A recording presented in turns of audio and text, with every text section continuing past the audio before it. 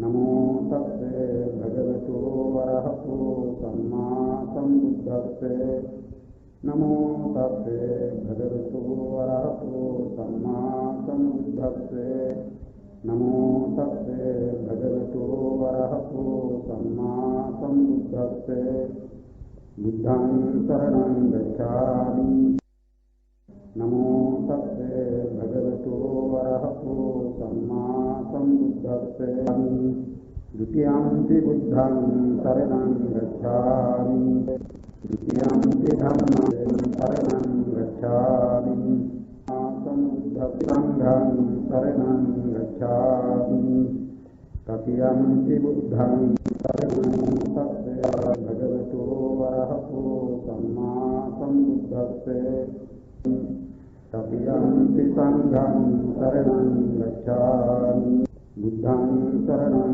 गच्छामि वेरमणि सिक्खापदं समादयामि अदिन्नादाना वेरमणि सिक्खापदं समादयामि कामेषु वेरमणि सिक्खापदं समादयामि मुसावादा वेरमणि सिक्खापदं समादयामि पिसुना वाचा वेरमणि सिक्खापदं समादयामि हरुषा वाचा वेरमणि सिक्खापदं समादयामि संसप्पलापा वेरमणि सिक्खापदं समादयामि मिच्छाजीवा वेरमणि सिक्खापदं समादयामि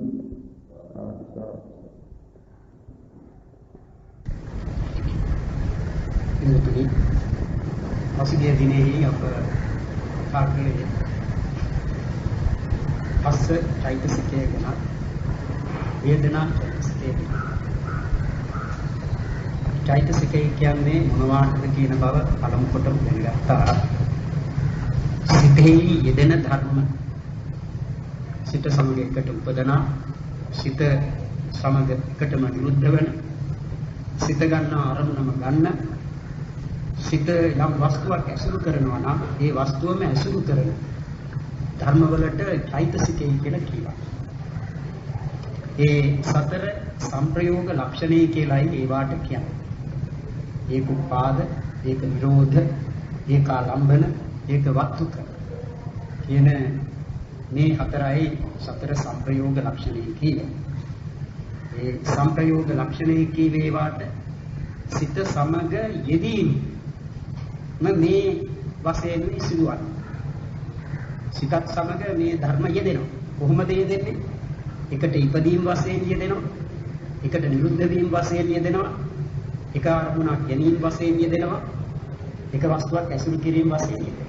ඒ නිසායි ඒවාට මේ හතරට කියන්නේ සතර සංප්‍රයෝග ලක්ෂණ. චෛතසිකයන්ගේ සතර සංප්‍රයෝග ලක්ෂණ. දැන් ඒක නිදර්ශනයක් වශයෙන් ගන්නවා නම් අපට යම් කිසි අවස්ථාවකදී අප ඉගෙනගෙන තිබෙන සිත් අතුරෙන් යම් කිසි සිතක් උපදින. අපි ගනිමු ලෝභ මූල සිතක් කියලා. මේ ලෝභ මූල සිත ඇතිවන විට ඒ සිතත් සමග ඇතිවන්නා වූ චෛතසික කියන කොටසක් තිබෙනවා. ඒවා සිත නෙවෙයි. සිත සමග උපදනා තවත් ධර්ම. ඒ නිසායි අප මේ සිතත් චෛතසිකයන්ගේ තිබෙන සම්බන්ධය දැක්වීමට අර ගමන ක්‍රියාව කියන උපමාවක් ගත්තේ. ඒ ගමන ක්‍රියාව කියන යාම ආරම්භ වන විටම ඈත්වීමක් බලාපොරොත්තු වන තැනට ලංවීමක් කියන මේ දෙකත් ඒ සමගම සිදු වෙනවායි කියනවා. ඒ ඈත්වීම හා ලංවීම යාම ආරම්භ කරද්දීම ඇතිවන අතර ඈත්වීම හා ලංවීම ගමන නවත්වන විටම නවතින. නැත්නම් නැති. ඒ ඈත්වීම හා ලංවීම යම් කිසි තැනක් අපේක්ෂා කොට කරන මේ යාම නිසායි සිදුවන්නේ. ඒ වගේම ඒ ඈත්වීම හා ලංවීමත් යාමත් කියන මේ තුනම යන පුද්ගලයා ඇසුරෙහි පවතින. ඇසුරු කොටයි පවතින. අන්න ඒ වගේ චෛතසිකයන්ගේ ඇතිවීම සිත ඇතිවන විටම චෛතසිකයන්ගේ නැතිවීම ඒ චෛතසික ඇති වූ සිත නැතිවන විටම චෛතසිකයන්ගේ අරමුණ සිත ගන්නා අරමුණමයි චෛතසික ඇතිවන්නේද සිත ඇතිවන වස්තුව අසුරු කොටම. මේ විදිහට ඒ සතර සංප්‍රයෝග ලක්ෂණ අපි මුලදී දැනගත්තා. ඒ සතර සංප්‍රයෝග ලක්ෂණයන්ගෙන් යුතුව සිත සමග උපදනා ධර්ම සියල්ලම 52ක් දැනගත්තා. ඒ 52 ඊළඟට අප බෙදා ගත්තා සබ්බචිත්ත සාධාරණ චෛතසික 7, ප්‍රකීර්ණක චෛතසික 6. ඒ 13ම එකතු කොට ඒවාට අන්‍ය සමාන චෛතසිකය කියන තවත් නමක් අප දැනගත්තා. ළඟට ඒ අකුසල චෛතසික 14, සෝබන චෛතසික 25.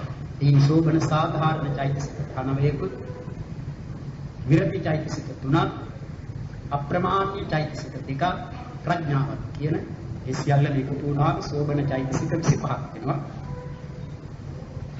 මේ විදිහට අන්‍ය සමාන චෛතසික 13යි, අකුසල චෛතසික 14යි, සෝබන චෛතසික 25යි කියන මේ ධර්ම සියල්ලම 52ක්. ඒ තමයි චෛතසික 52. ඒ චෛතසික 52 අතුරෙන් සබ්බචිත්ත සාධාරණ චෛතසිකයි කියන ඒ 7 ගැනයි පළමු කොට දැනගත යුතු තිබුණේ. එයින් අප චෛතසික 2ක් ගැන කතා කළා පසුගිය දිනෙහි. පස්සේ කීවේ අරමුණ ස්පර්ශ කරන චෛතසික. අරමුණ ස්පර්ශ කිරීමේ කියන එක පහදා දීමට අප ඒ උපමා කීපයක් අරගෙන කතා කළේ. ඒ පස්සේ පිළිබඳ කෙනෙක් දැනගත්තොත් ඉතිරි චෛතසික පිළිබඳව දැන ගැනීම තරම් අමාරු වන්නේ නැහැ. පස්ස චෛතසිකය තමයි තේරුම් ගැනීමට ටිකක් අමාරු චෛතසිකයක් පිළිගන්න. ඒ තේරුම් ගත්තොත් අනිත් චෛතසික තේරුම් ගැනීම අමාරු. ඒ අනිත් චෛතසික පිළිබඳව එනවා ඒවා ද්විජ ධර්මයි කියලා. ද්විජයි කියන්නේ යම් හේතු දෙකක් නිසා හටගන්නා කියන තේරුමයි ද්විජ කියන්නේ. ඒකජ ද්විජ තිජ චතුජ කියලා අපි රූප පිළිබඳව ඉගෙන ගන්න විට දැනගන්නවා. ඒ ද්විජ කියන්නේ හේතු දෙකක් නැත්නම් කාරණ දෙකක් නිසා හටගන්නා ද්විජ ධර්ම.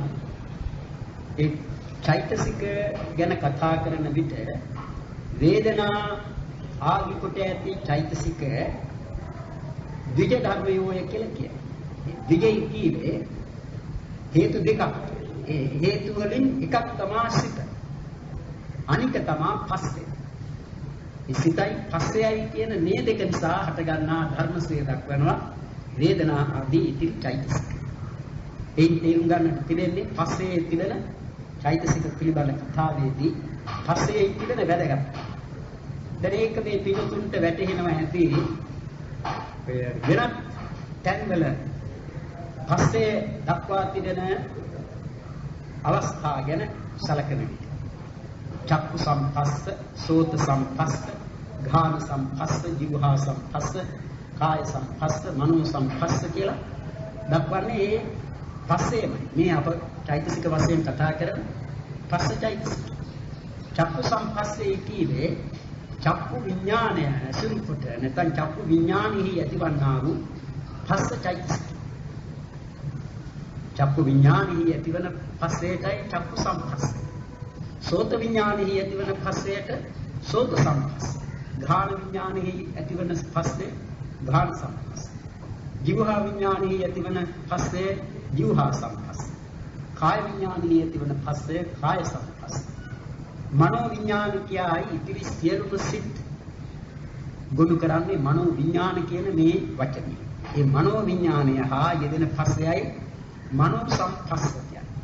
මෙන්න මේ විදිහට පස්සේ සවදාරු කොට දක්වනවා ඒ යෙදෙන සිත් අනුව. චක්කු සම්පස්ස, සෝත සම්පස්ස, ඝාන සම්පස්ස, જીවහා සම්පස්ස, කාය සම්පස්ස.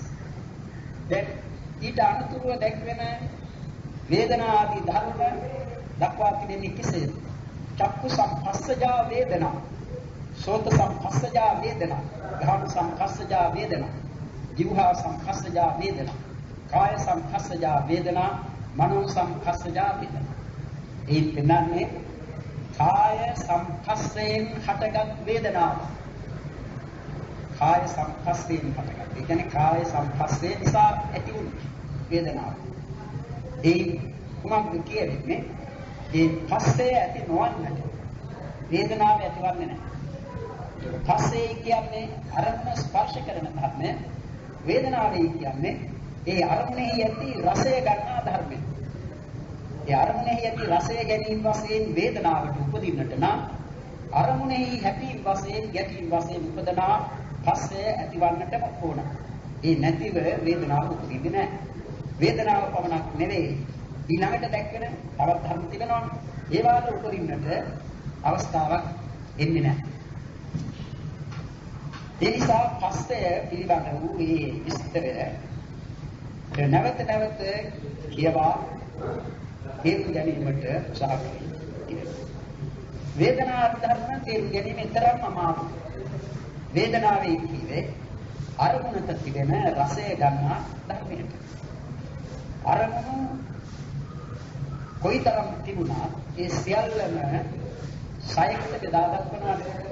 රූපාරම්මන, ශබ්දාරම්මන, ගන්ධාරම්මන, රසාරම්මන, පොට්ටබ්බාරම්මන, ධම්මාරම්මන කියන මේ සයයට ඇතුළත් කොට දක්වන සියලුම අරමුණු. එනිසා සිතක් ඇති වෙනවා නම් ඔය අරමුණු සය අතුරෙන් යම් කිසි අරමුණක ඉඳගෙනයි සිතක් උපදී. තවත් විදිහකින් කියනවා සිතනවා නම් ඒ සිතන්නේ මේ කියන ලද අරමුණු සය අතුරෙන් යමක් ගැනයි සිතක්. ඒ සිතන නැත්නම් සිතින් කියා අරමුණක එල්බගෙනමයි පවතින්නේ. ඒ අරමුණක එල්බගෙන සිත පවතින විට සිත ඇතිවන විට ඒ අරමුණෙහි තිබෙන රසය ආරම්මන රසය කියන්නේ ඒ අරමුණ එක්ක හොඳ නැත්නම් අරක එහෙම නැත්නම් මධ්‍යස්ථ. ඒ නිසා කියනවා අරමුණ පිළිබඳ ආරම්මන රස තුනක් තියෙනවා. හොඳයි කියන එක, නරකයි කියන එක, එහෙම නැත්නම් මධ්‍යස්ථයි. දැන් එහෙමනේ කවර හෝ අරමුණක් අප ගන්නා විට, ඒ කියන්නේ යමක් පිළිබඳව අප සිතන විට ඒ දේ අපට එක්කෝ හොඳයි කියලා ගැනීමක්. එහෙම නැත්නම් ඒක නරකයි. එහෙම නැත්නම් ඒ හොඳ නරක කියන මේ දෙකටම නැති අදහස් බව. ඇතිසේයිද අනේ අරමුණ ගන්නා විට අරමුණෙහි තිබෙන ඒ හොඳ බව, අරමුණෙහි තිබෙන ඒ නරක බව, එහෙම නැත්නම් අරමුණෙහි තියෙන ඒ මධ්‍යස්ථ බව කියන මේක ගනිමිනුයි සිත උපදී. ඒ ගැනීම ඒ හොඳ බව, නරක බව හෝ මදහත් බව කියන ආරම්භන රසය ගැනීම සිතේ කෘත්‍යය නෙවෙයි. සිතේ වැඩේ නෙවෙයි. සිතට අයත් කර්මයක් නෙවෙයි. ඒ අයත් වන්නේ වේදනා කියන තරම. රසය ගැනීමේ කියන එකෙන් දක්වන්නේ රස විඳීම, රසය විඳීම. ඒ විඳීම නිසා තමයි වේදනා කියන්නේ. වේදයති වේදන. විඳින්නේ නෙවෙයි වේදනා නම්. විඳින බැවින් ඒකට වේදනා කියන්නේ. මොකක්ද විඳින්නේ? අරමුණු රසය. අනේ ආරම්භන රසය කියන එකේ හැම අරමුණක් පිළිබඳවම තිබෙන ස්වභාවයක්. ඒක මේ අරමුණේ තිබෙන්නේ මේ රසයේ පමණයි කියලා එහෙම වෙන් කරන්නට බෑ. ඒ අවස්ථාවලදී ආරම්භන රසය එක එක ආකාර වෙනවා එක එක පුද්ගලයා. දැන් අපි නිදර්ශනයක් වශයෙන් ගත්තොත් යම් කිසි පුද්ගලයෙක් අප ඉදිරියට එනවා. ඒ අප ඉදිරියට එන තැනැත්තා මේ පින්නතුන් මා කියන අපි දෙපිරිසම දන්නවා. ඒ එන තැනැත්තා සමහර විටක සමහර පින්නතුන්ට බොහොම හොඳ කෙනෙක්. තවත් කෙනෙකුට නරක කෙනෙක් කියලා පිළිගැනීමක් ඇති වෙනවා. තවත් කෙනෙකුන් මධ්‍යස්ථ සිල්සක්. මේ ඒ පුද්ගලයාව දකින්න දැකීමත් දකින්න විටම මේ හොඳ බව නරක බව මදහත් බව කියනවා. ඒ ආරම්භන රසය ගනිමින් ඒ එකිනෙක කෙනාට සිත් උපදී. නරකේ කියා සලකා ගන්නා කෙනෙකුට ඒ පුද්ගලයා දකින්න විටම අරමුණු කරමින් උපදනා වූ සිතෙහි ඇති වෙනවා දුම්නස්. හොඳයි ප්‍රියයි මනාපසේ සලකන කෙනෙකුට උපදිනවා සොම්නස්. එහෙම හොඳ බවක් හෝ නරක බවක් නොගෙන ලෝකෙහි තවත් අය පිළිබඳව ඇතිවන හැඟීමකින් යුතුව ඒ පුද්ගලයා දෙස බලනවා නම් නැත්නම් සැලකනවා නම් එතකොට ඇති වෙනවා උපේක්ෂාව. අනේ විදිහට ඒ චක්කු විඥානය නෙවෙයි මේ කියන්නේ. චක්කු විඥානය කියන්නේ නෙවෙයි. ඒ දකින්නකොටම චක්කු විඥානාදී සිත් ඔක්කොම ඇති වෙලා. ඊගටම බොහෝ වේගෙන් උපදන බව සිත්වල තිබෙනවා. අනේ එහෙම තත්ත්වයක් තිබෙනවා. ඒකේ තේරුම් ගන්නට තිබෙන්නේ ඒ අරමුණු පිළිබඳව තිබෙනවා. හොඳ බව හෝ නරක බව හෝ මැදහත් බව කියන එක ඒ පුද්ගලයන් පිළිබඳව ඒ සිත ඇතිවන්නේ යමෙකුටද ඒ පුද්ගලයා පිළිබඳව සලකන විට වෙනස් වෙනවා. කෙනෙකුට හොඳයි කියන එක තව කෙනෙකුට නරකයි. එහෙමනේ. ඒකට කියනවා පරිකල්පනය කියලා. ඒකේ ලෝකේ සමහර ඒවා තිබෙනවා ස්වභාව වශයෙන් ඉෂ්ට ඒවා. තවත් ඒවා තිබෙනවා ස්වභාව වශයෙන් අනිෂ්ට ඒවා. ඒ ස්වභාව වශයෙන් ඉෂ්ට දේවල් වුණා තවත් කෙනෙකුට පරිකල්පනය කොට ගන්නට පුළුවන්. ඒක නරකස. එමණ දැන් බුදුරජාණන් වහන්සේව දකින්න ඇතැම් අයට තීර්ථකයන්ට දුන්නස උපදින. නොදුටු දෙයක් නොදැකිය යුතු දෙයක් දැක්කා කියලා. නොදැකිය යුතු දෙයක් දැක්කේ. නොදැකිය යුතු පුද්ගලයෙක් දැක්කේ. කියලා සමහරු තරහ වෙලා. සමහර උන්වහන්සේව දැකලා පමණක් නෙවෙයි. උන්වහන්සේව නොදැක. උන්වහන්සේ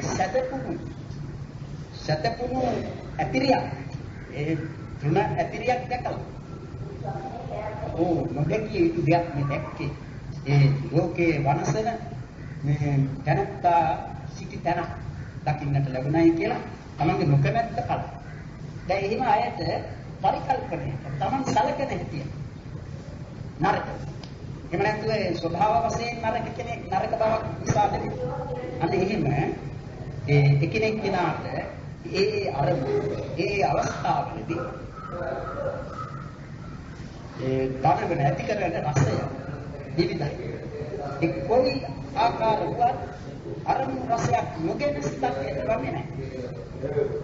ආරම්භන රසය ගැනීම සිතට අයත් කෘත්‍ය නෙවෙයි කියලා අපි දැනගත්තා. ඒක වේදනාවයි. කෘත්‍ය ඒ වේදනාව නොයිපදී සිතක් උපදින්නේ නැහැ. සිත උපදිනකොටම වේදනාවත් ඒ එකම එකට බැඳී උපදින. සිත අරමුණ ගන්න අතර වේදනාව ඒ අරමුණෙහි වූ රසය ගන්න. අනේ ඒකයි මේ දෙක වෙන්නේ යන්නට තිබෙනවා. ඊළඟට පස්සේ ඒ අරමුණ ස්පර්ශ කරන අරමුණේ ගැටෙනවා නැත්නම් අරමුණේ හැපෙනවා. ඒ හැපීමේ කියන එක අපේ පරිසුදිය දිවිදී කිව්වා අත් දෙකක් එකට හැප්පෙනවා වගේ නැත්නම් වස්තු දෙකක් එකට හැප්පෙනවා වගේ කන වහන ගැටීමක් නෙවෙයි. නමුත් අර වස්තු දෙකක් එකට ගැටීමෙන් දැන් හතයි යම් ඒ ගනු ලබන වස්තුවයි කියන දෙක එකට ගැනීමෙන් හැපි ගැටීමෙන් ඒ වස්තුව ගැනීම සිදුවන්නාක් මෙන් මේ විදිහට සලකන්නට ඕන. පස්සය සිත සමග ඇති වී ඒ ආරම්භණය ස්පර්ශ කරන ඒ පස්සේ ඇති නොවන්නට සිතක් උපදින්නට නම් බෑ. පස්සේ ඒ සිත සමගම ඇතිවන්නට ඕන. ඒයින් අදහස් කරන්නේ නැහැ සිතට වඩා පස්සේ ප්‍රධානයි. සිත තමයි ප්‍රධාන. නමුත් මේ ප්‍රධාන ධර්මය සමග උපදනා වූ අප්‍රධාන ධර්මයක් වන පස්සේ කියන මේ ධර්මෙහි උපකාරය නැතිව කිසිදු විටක අරමුණක් ගැනීම වශයෙන් සිතක් පහළවන්නට බෑ.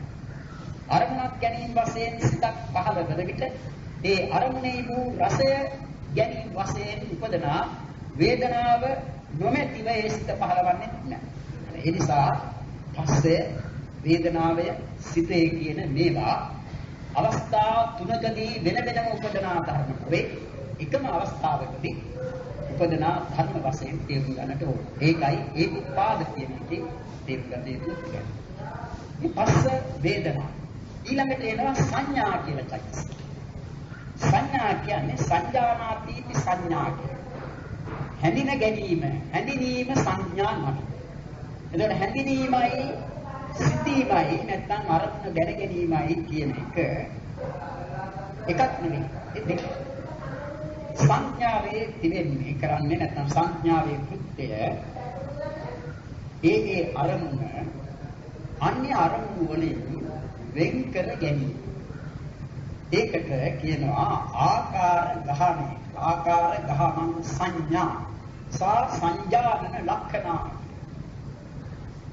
හැම අරමුණකම ඒ අරමුණ අනිත් අරමුණු වලින් වෙන් කර ගැනීමට ඉවහල් වන උපකාර වන යම් කිසි ස්වභාවයක් ඒ තමයි ඒ අරමුණ පිළිබඳ වූ ආකාරය.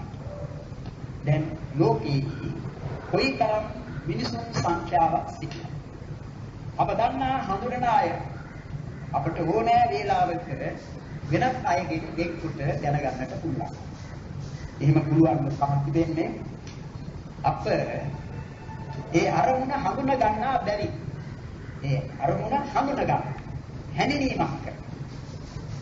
ඒ අන්‍ය අරමුණු වලින් වෙන් කරගත හැකි බව අප දැනගෙන තිබෙනවා ඒ අරමුණු පිළිබඳව. අන්න ඒ ස්වභාවය. ඒකයි කීවේ ආකාර ගහනන් ආකාරය ගැනීම සංඥාව නමයි. සා සංජානන ලක්ෂණ. සංජානනය කියන්නේ හැඳිනීම. හැඳිනීමයි ඒ සංඥාවේ ලක්ෂණය. හැඳිනීම. ඒකට උපමා දක්වලා තිබෙනවා. දැන් එකවරක් යමක් දුක කල්හි හඳුනන. ඒ නිසායි අපිට එකිනෙක කෙනාව වෙන් කර ගන්නට පුළුවන්. මේ එකිනෙක කෙනා කියන ඒ පුද්ගලයන් පමණක් නෙවෙයි ධර්ම වශයෙන් සැලකන එක. රූපය ශබ්දයෙන් වෙන් කර ගන්න. ශබ්දය ගන්ධයෙන් වෙන් කර ගන්න. ඒ හැඳිනීම. රූපය, ශබ්දය, ගන්ධය, රසය කියන මේවා වෙන් කරගත හැකි අපිට ඒවා ඔක්කොම එකට කලවම් වෙන්නේ නැහැ. ඒ වෙන් කර ගැනීම සංඥාවේ. දැන් පාඨ වෙන්කොට දැනගන්න.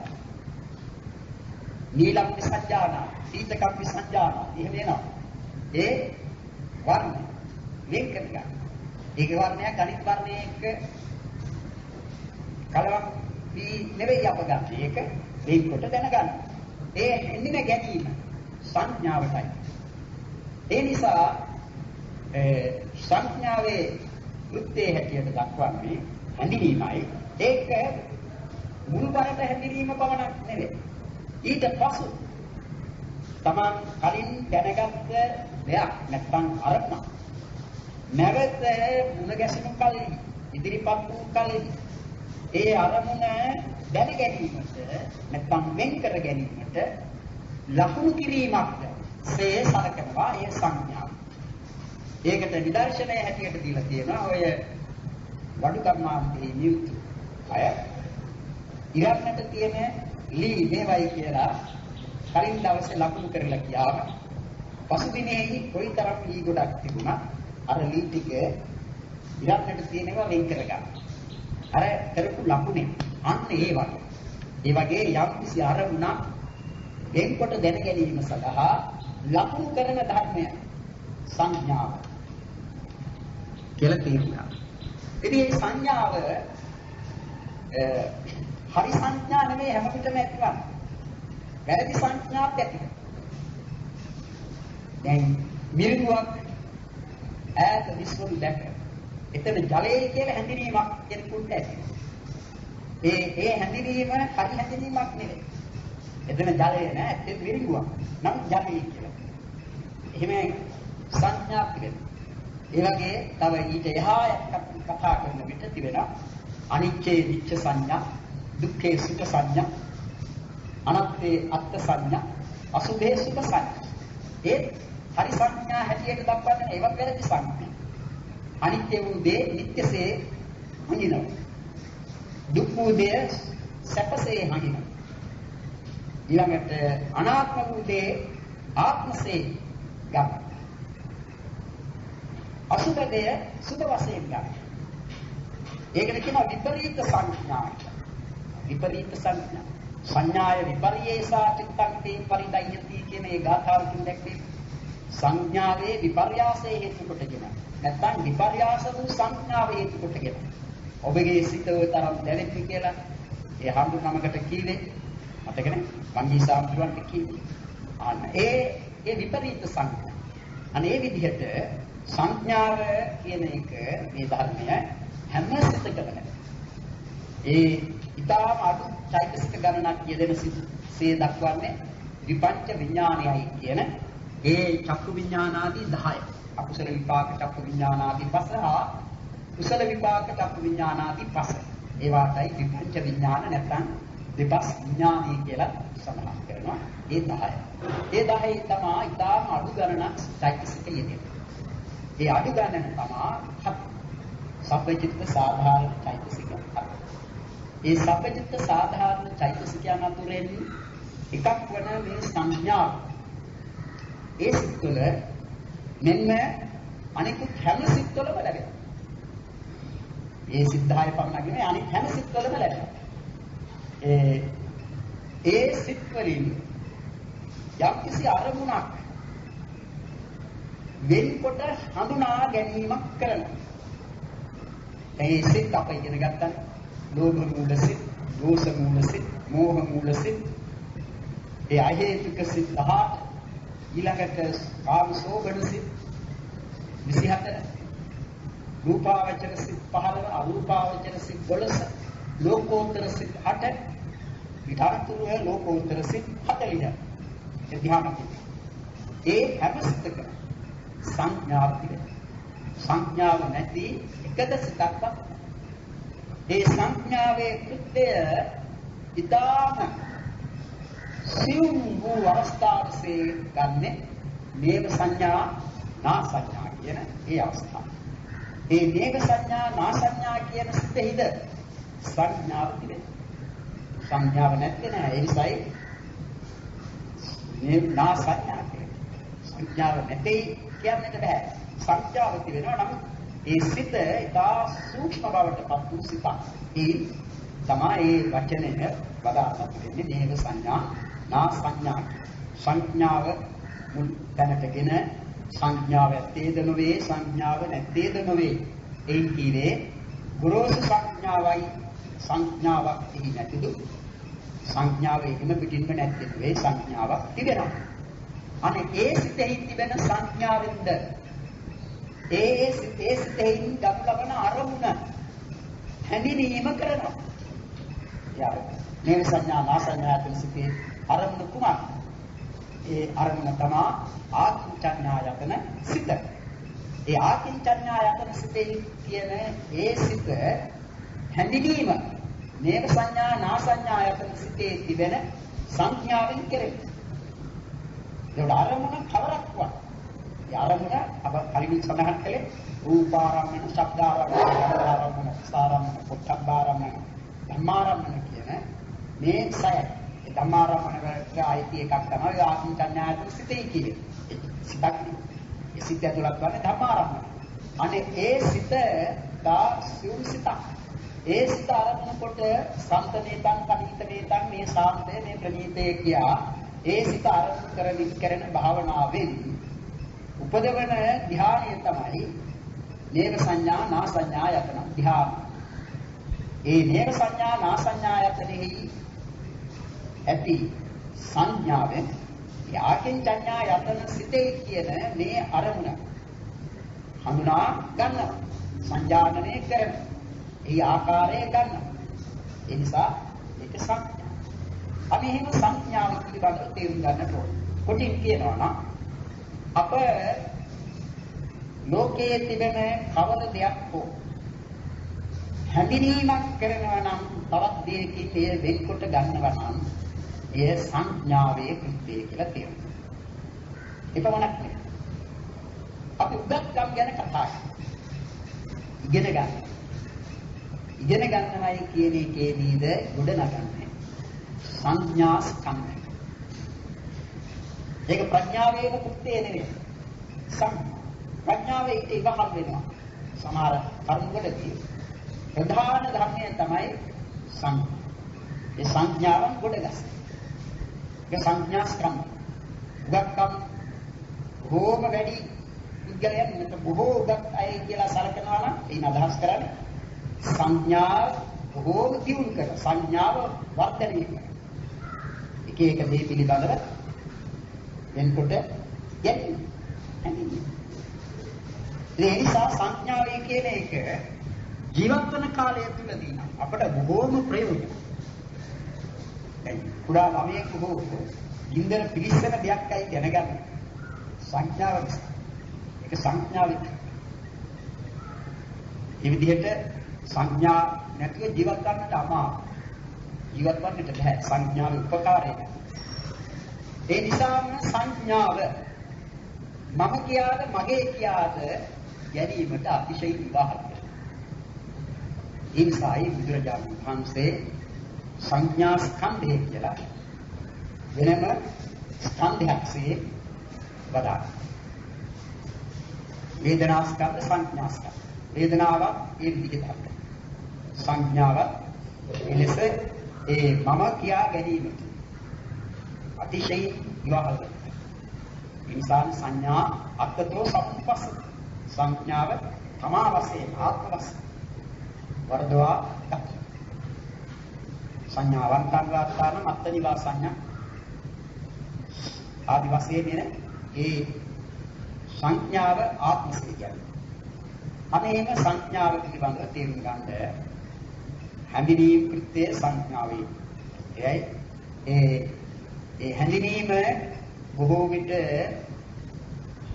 වැරදි හැඳිනීමද වෙනවා. වැරදි සංඥාද ඇති වෙනවා. ඒ වැරදි සංඥා තමයි ඔය අනිච්ච දේ නිත්‍ය වශයෙන්, දුක් දේ සැප වශයෙන්, අනාත්ම දේ ආත්ම වශයෙන් ඇතිවන සංඥා. දැන් සංඥා අප කාටත් ඇතිවන සංඥා. ඒවා නියම සංඥාව නෙවෙයි. අනේ ඒ කරුණු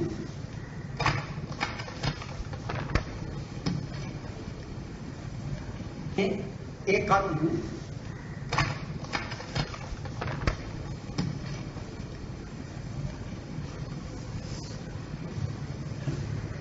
චේතනා චෛතසිකය චේතනා කීවේ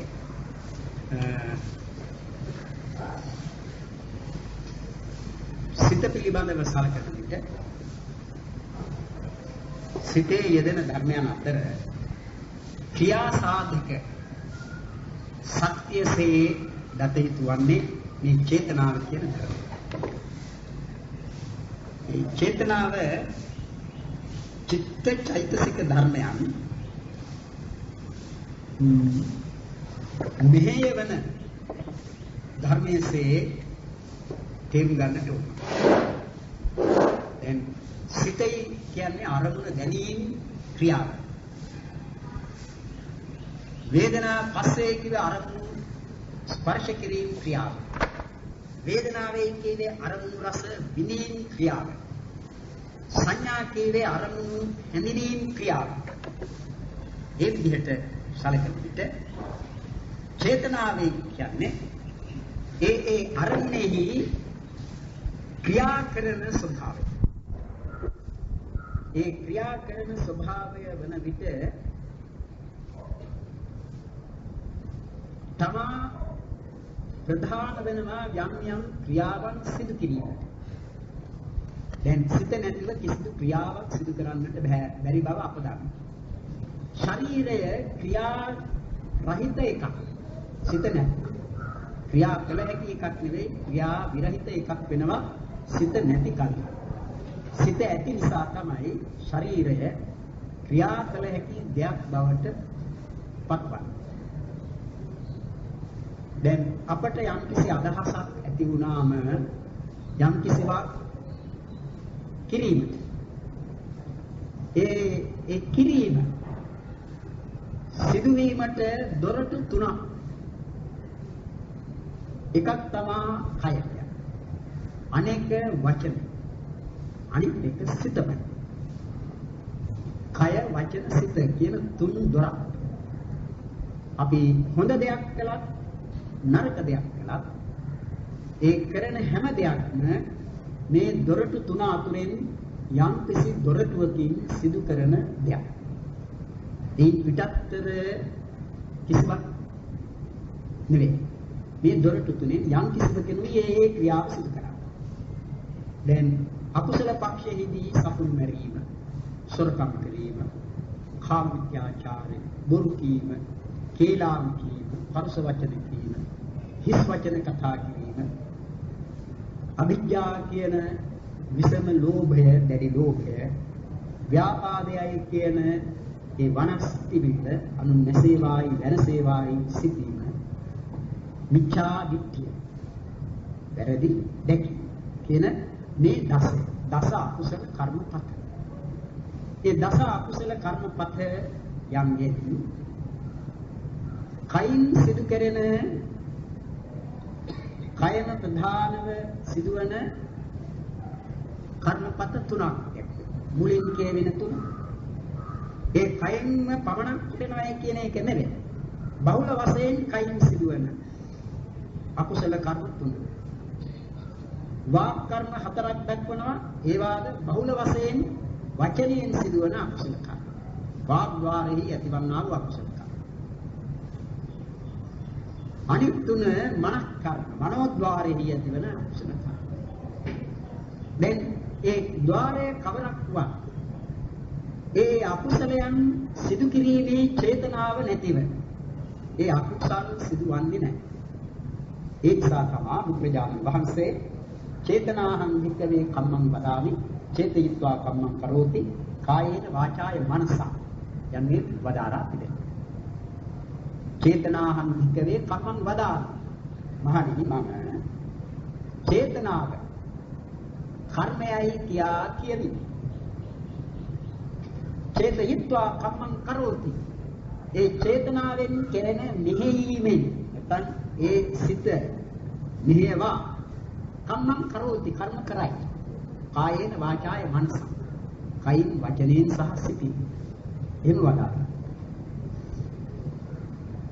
එයින් උගන්වන්නේ චේතනාවේ තිබෙන ක්‍රියා සාධක ශක්තිය.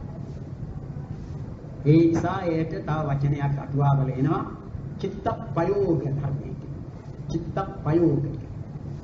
එහෙම කියන්නේ දැක්කයන සිත නැති කය ඔය දැමූ තැන තිබෙන දෙයක් ඉසක ක්‍රියා කරන එකක් නෙවෙයි.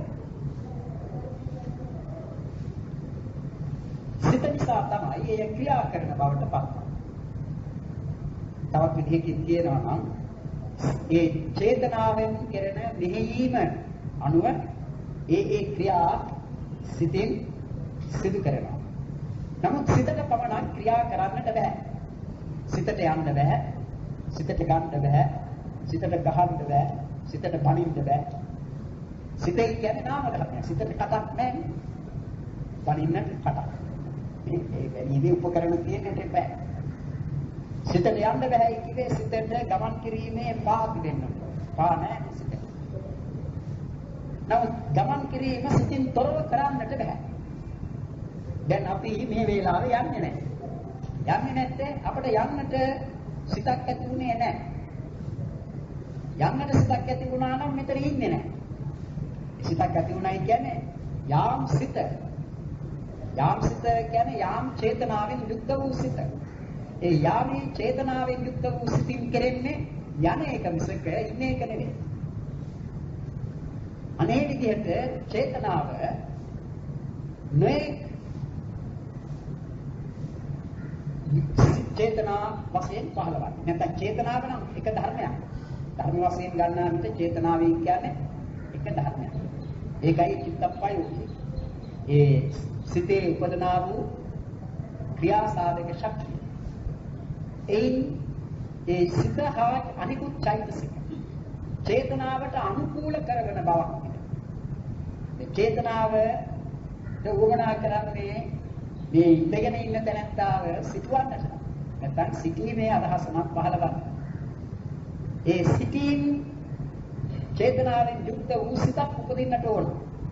ඒකට ඒ චේතනාවෙන් යුක්ත වූ සිත උපදින්නේ බුදු චේතනාවකින් පමණක් යුක්තව නෙවෙයි.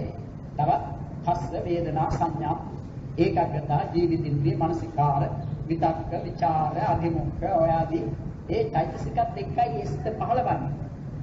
අර චෛතසික සමූහය හා සිත මේ චේතනාවේ විධානය නැත්නම් චේතනාවේ අදහස. ඒකයි චේතයිත්වා කියලා කිව්වේ. ඒක අනුකූල වෙන. ඒ අනුව ක්‍රියා කරනවා. දැන් ඊට වඩා ලේසි තේරුම් ගන්නට දැන් අප දෙපිරිස කරන ක්‍රියාව සලකා ගත්තා. මා මේ පින්වතුන්ට කතා කළා. මේ පින්වතුන් මගේ කතාව අසාගෙන සිටියා. මට උපදනා වූ ඒ කතා කිරීමේ චේතනාව, විනීමේ චේතනාව නිසා මම මේ කතා කරා. මේ පින්වතුන්ටම මට උපදනා මෙන්න කාමාවචර කුසල් සිත් මේ වේලාවේ උපදිනවා. එහෙත් මේ පින්වතුන් මාවෙන් කතා කරන්නේ නැහැ. මේ පින්වතුන් මා කියන දේ අසාගෙන සිටිනවා. මේ පින්වතුන්ට උපදින ඇසීමේ චේතනාව. ඇසීමේ චේතනාවෙන් යුක්ත වූ කාමාවචර කුසල් සිත් මේ පින්වතුන්ට උපදිනවා. මේ කාමාවචර කුසල් සිත් ගන්නකොට අපි චෛතසිකයන්ගේ සංප්‍රයෝග ණය සංග්‍රහණයේදී ඒ සිත්වල උපදනා වූ චෛතසික ගණන වෙන්කොට දැනගන්නවා. ඒකේ අපිට කියන්න පුළුවන්. ඒ සිතේ උපදනා චෛතසික සියල්ලම සංග්‍රහ කරන දක්වනවා 37ක් කියලා. මේ එකවරකට උපදනා වැඩිම චෛතසික ගණන වන්නේ 34. එයිනුත් ඒ කරුණා මුදිතා කියන ඒවා උපදින්නේ නැති. විරදී උපදින්නේ නැති අවස්ථාවක් වුණා 33ක්. අපි ගන්න මේ පින්නතුන්ටයි මටයි කියන අප දෙපිරිසටම උපදනා වූ පළමුවෙනි කාමාවචර කුසල් සිත සෝමනස්ස සහගත ඥාන සම්පයුක්ත අසංඛාරික කුසල් සිත මේ වේලාවේ උපදිනවා. ඒ සිතෙහි යෙදෙන ඒ සිත එකක්, ඒ සිතෙහි යෙදෙනවා චෛතසික 33ක්. ඒ 33න් එකක් තමයි චේතනාව.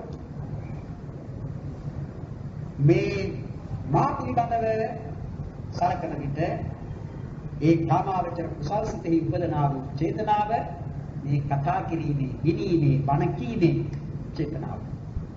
මේ පින්තුන්ට උපදනා වූ ඒ කාමාවචර කුසල් සිතෙහි ඇතිවන්නා වූ චේතනාව මේ කියන දේ ඇසා ගැනීමේ චේතනාව, ඇසීමේ චේතනාව.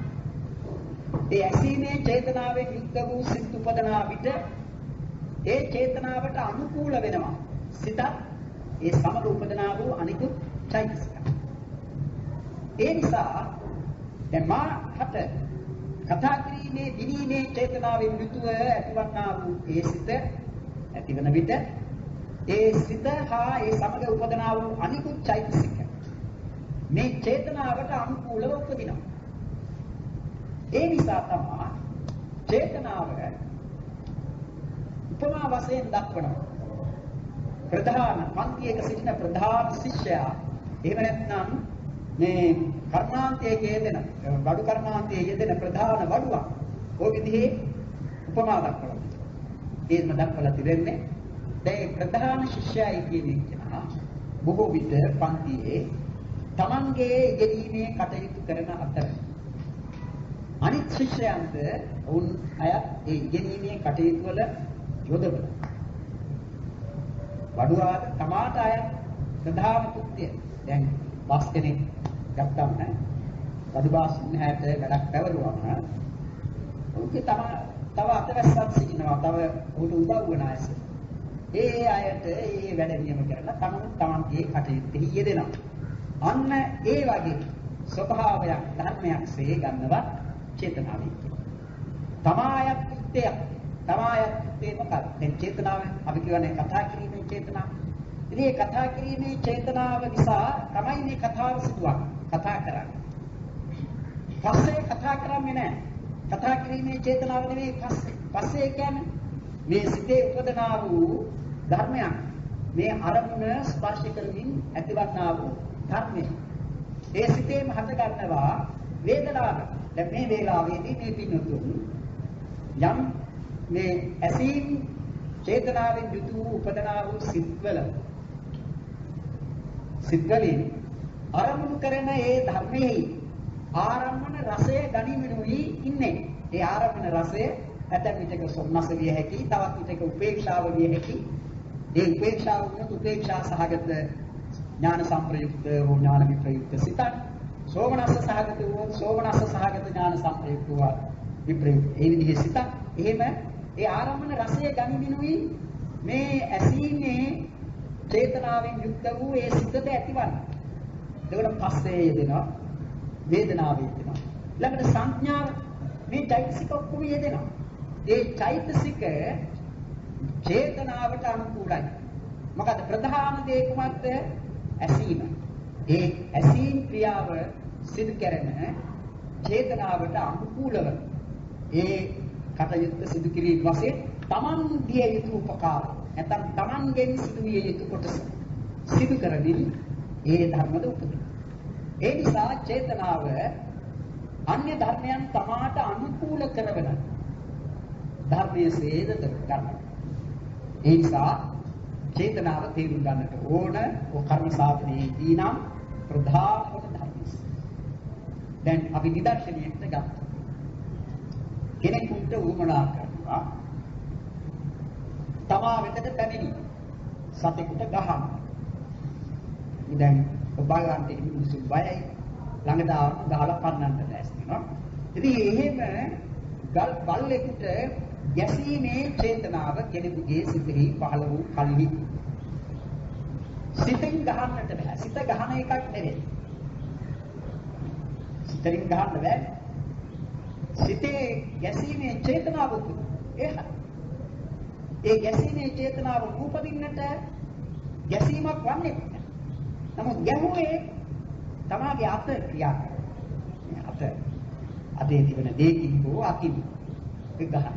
ඉතින් ඒ චේතනාව ගැසීමේ චේතනාව ඇති වූ කල්හි මේ බල්ලා ආරම්භ කරන මේ දැනට ගැසීමේ චේතනාව ඇති වූ කල්හි ගැසීම් ක්‍රියාව සිදු වීමට උවමනා කරන පරිදි කය සකස් වෙනවා. කය සකස් වෙනවා කියන්නේ ඔසවන එසවිය යුතු විදිහ අවස්ථාවේදී එසවීම, හෙළිය යුතු අවස්ථාවේදී හෙළීම ආදී ඒ යම්කිසි ආයුධයක් හෝ නැත්නම් පොල්ලක් ආදී දෙයක් අතින් අල්ලනවා නම් ඇල්ලීම් ක්‍රියාව සිදු කිරීමට උවමනා කරන විදිහේ මේ ඇඟිලි සකස් වීම ආදී මේ කටයුතු සිදු වෙනවා. ඒ සියල්ලම සිදු කිරීමට ප්‍රධාන වූයේ කුමක්ද? මේ ගැසීමේ චේතනාව. බල්ලාට ගැසීමේ චේතනාව. ඒ චේතනාව නොතිබෙන්නට මේ ක්‍රියා එකක්වත් කයේ විදිහට පැවතීමක්වත් අර පහර වැදීමක්වත් එහෙම වෙන්නේ නැහැ. චේතනාව ප්‍රධාන. අන්න ඒ නිසා තමයි කර්ම කතාවේදී චේතනාවට මුල් තැන දෙන්නේ. චේතනාහං වික්කවේ කම්මං වදාමි. ඒ ගැසීමේ චේතනාව උපදින්නට ඒ ක්‍රියා එකක්වත් සිදුවන්නේ නැහැ. අනේ එහෙම සලකන්න අපි එකිනෙක අකුසල පක්ෂයේ ඒවා ඒ වගේම කුසල පක්ෂයේ දැන් පින් කියන ඒවා අපි දන් දෙනවා. දන් දීමේදී දීමේ කියන්නේ ක්‍රියාව. අපි සලකන්නේ එහෙමනේ ක්‍රියාව. නමුත් දීම කොතනද හටගන්නේ? සිතේ හටගන්නා අපි. සිත උපදින්නට දෙන්න දීම් වශයෙන් සිතත් උපදින්නට දීමක් වන්නේ නැහැ. දීමක් වන්නට ඒ දීමේ චේතනාව උපදින්න. ඒ චේතනාවේ යුක්ත වූ සිත ඇති වූ කල්හි දීම් ක්‍රියාව සිදු කිරීම සඳහා කය සකස් කරනවා. කය සකස් වෙනවා. ඒ කය සකස් කිරීම කියන්නේ ඒක තව ඉදිරියට ගියාම අපිට ඉගෙන ගන්නට වන්නේ ඒ විඤ්ඤාණ පිළිබඳ කතාව චේතනාව නිසා. චේතනාව නැත්නම් ඒක වන්නේ. ඒ නිසායි දානමය චේතනාව, භාවනාමය චේතනාව යාත් වශයෙන් චේතනා ගැන කතා කරනවා. ඒකට චේතනා කියන්නේ ඒ ක්‍රියා සිදු කිරීම වශයෙන් උපදනා වූ ක්‍රියා සාධක ධර්මය සිටේ ඇති. ඒ ධර්මයේ සිටේ ඇති වූ කල්හි ඊට අනුකූලව අනිකුත් ධර්ම පවතී. අනිකුත් ධර්මයේ කියන්නේ ඒ චිත්ත චෛතසික ධර්ම. සිත ඒ සම්පූර්ණා වූ අනිකුත් ධර්ම. ඊට අනුකූලව පවතී. ඒ ලෙස තේරුම් ගන්න චේතනා කියන්නේ. දැන් ඒ චේතනා නානත්වයේ කොයි තරම්ද? ක්‍රියා යම් තරම්ද මේ අපි කයින් කරන, වචනයෙන් කරන, සිතින් කරන ක්‍රියා යම් තරම්ද ඒ තරම්ම චේතනා තිබෙනවා. ඒ කියන්නේ චේතනාවේ නානත්වය. ධර්ම වශයෙන් චේතනාව එකයි. නමුත් නානත්වයක් වෙනස් බව. යන චේතනාව නෙවෙයි ඉන්දින චේතනාව. නටන චේතනාව නෙවෙයි බලින චේතනාව. දැන් නටන චේතනාව කෙනෙකුට ඇති වුණොත් මොනවාද ඔහු කරන්නේ? නටන චේතනාව ඇති වුණොත් කරන්නේ නටනේ. ගායන චේතනාව ඇති වුණාම ගායන. වාදන කරන චේතනාව ඇති වුණාම වාදනය කරනවා. අනේ විදිහට චේතනා නානත්වයේ තියෙනවා. සිතේ ඇතිවන ධර්මයක්. සිත නෙමෙයි. සිත අරමුණු ගැනීම සිතයි. චේතනාව ඒ අරමුණු ගන්නා සිතෙහි ඒ අරමුණ පිළිබඳව ක්‍රියා කිරීම කවර ලෙසද මොනවද කියලා වන්නේ චේතනාව නිසා. ඒ නියම කරන්නේ. ඒකයි චේතේ යිත්වා කම්මං කරෝ. චේත යිත්වා කියන්නේ සිතේ අර මෙහෙය වීමෙන් මෙහෙයීමේ ධර්මය කියලා කීවාට වරදක් නැහැ. චිත්තචෛතසික ධර්මයන් මෙහෙයවන ධර්ම චේතනාව. ඒ මොකද දැන් තව උපමාවක් කියනවා නම් ගයක් හදනවා. ගයක් හැදීමේදී ඒ නොඑක් දෙනාව ගන්නට පුළුවන්. එකක් මේ ගේ හදවන ඒ ස්වාමියාවර ඔහු ප්‍රධාන අනිත් අය කොහොම මෙරක් වෙනත් Taman අය වැඩ කළා ප්‍රධානයා වන්නේ ගේ අයිතිකාරය. දැන් වෙනම විදියක් සලකතොත් මේ මේසයක් වැනි දෙයක් කරනවා. ඒ ප්‍රධාන තැනැත්තෙක් ඉන්නවා ඔහුට උපකාර වන තව අය. ඒ ප්‍රධාන තැනැත්තාගේ නියමය මඟ පෙන්වීම ඒ අනුව අනිකුත් අය තමන්ට ආයත් වැඩ කරනවා. ඒ වැඩ කරන විට ප්‍රධාන වැඩේ වන මේසය තැනීම සිදු වෙනවා. අන්න ඒ වගේ. ප්‍රධාන එක තමයි චේතනාව. ප්‍රධාන. ගමනවා යනවා එනවා දුවනවා පනිනවා නටනවා ආදි වශයෙන් ඒ ක්‍රියා ප්‍රධානයි. ඒ ක්‍රියාව සිදුවීමේදී සිතේ හටගන්නා පස්ස වේදනා ආදී වෙනත් ධර්ම ටික. ඒ ධර්ම ප්‍රධාන නෙවෙයි ඒවා අප්‍රධාන. මේ චේතනාව හා සසඳන විට. චේතනාව තමන් අයත් කෘත්‍ය සිදු කරමින් අන්‍ය ධර්මයන්ගේද අනුකූලතාව මේ මුල් ක්‍රියාවට තමන්ගේ ක්‍රියාවට ලබා ගන්න. ඒ නිසා තමයි මෙහෙයවන ධර්මය. මේ චේතනාවට අනුකූල.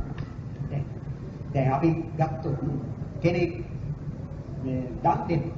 ඒ දන් දෙන විට දන් දීම් ක්‍රියාව වශයෙන් උයි අර ක්‍රියාවටයි පස්ස වේදනා සංඥා ඒකග්ගතා ජීවිතින්ද්‍රිය මානසිකාර විතක්ක විචාර අධිමොක්ඛ විරිය ප්‍රීති ඡන්ද සද්ධා සති හිරිය ඔත්තප්ප අලෝභ අදෝස ආදී මේ ධර්ම සියල්ලම අර චේතනාවට අනුකූලව ඒ ක්‍රියාව දෙදෙනවා නැත්නම් ඒ ක්‍රියාව සිදු කරනවා.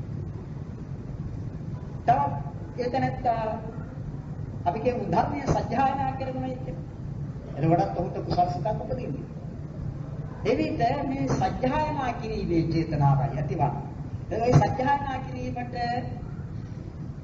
සිතක් නැතුව බෑ.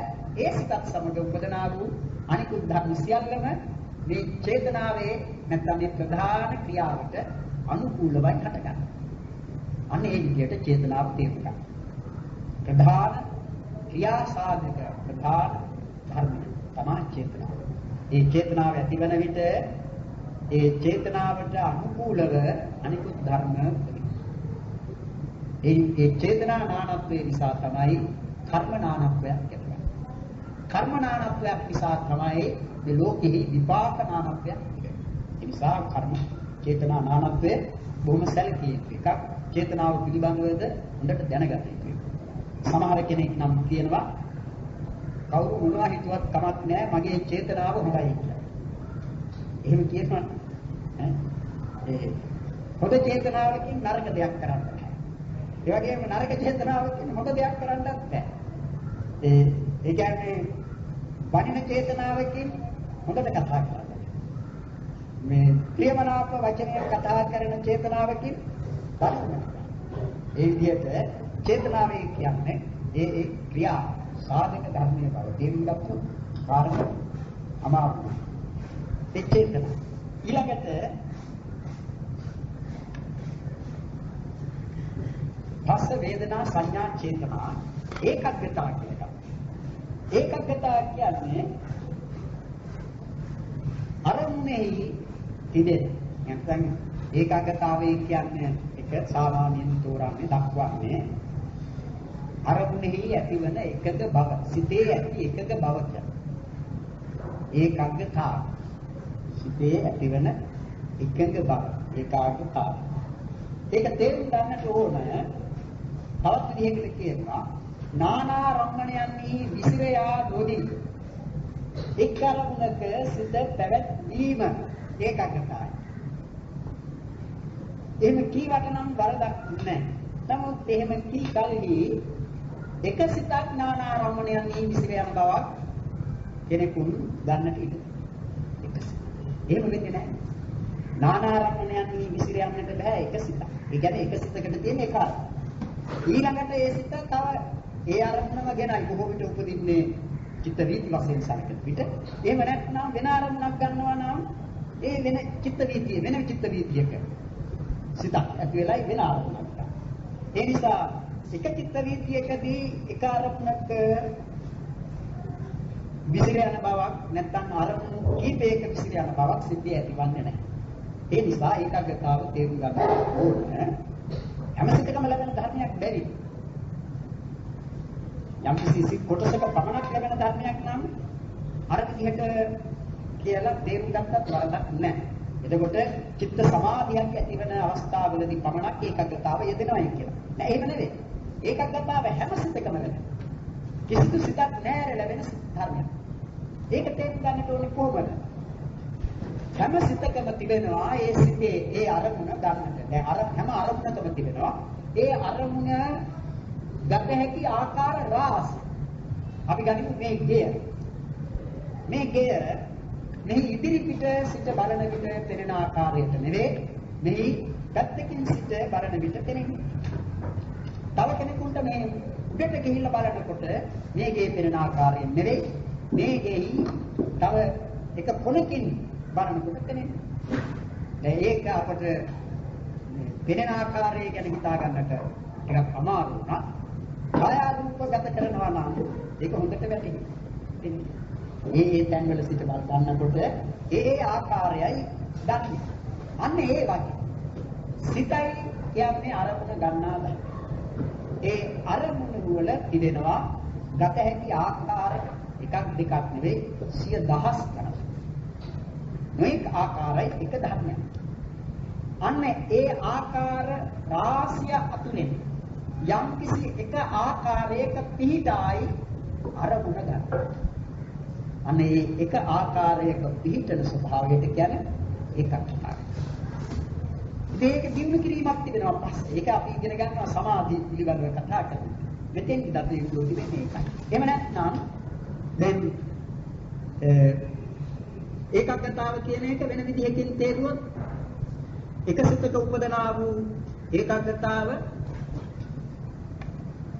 වෙනස් සිතක උපදනා ධර්මයන් එක්ක විසිර යාමක් වන්නට බෑ. මේ ඒකග්ගතාවෙන් කරන්නේ අරමුණෙහි එකඟ කිරීමයි කියන එක හරි වැරදි නෑ.